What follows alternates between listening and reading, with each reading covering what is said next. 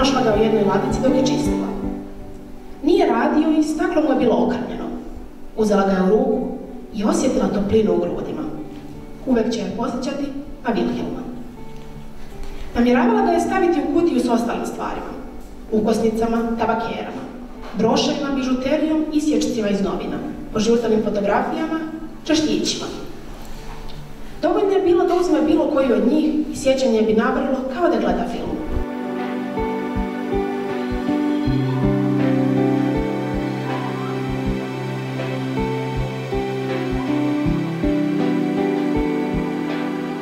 Prejedanju uvek prethodi glad, pa tako bi i ti viškom da utoliš ono što je nekada manjkalo.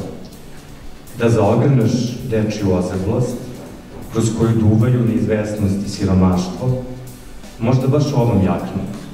Da pronađeš cipele koje će te konačno izbaviti iz kuće koju nikada nisi ni smatrao svojom, iako si u njoj napravio svoje prve korake. Možda će baš ove pantalone konačno utegnuti samopouzdanje. Možda novi okvir ponudi prihvatljiviji odraz. Ali ne boj se.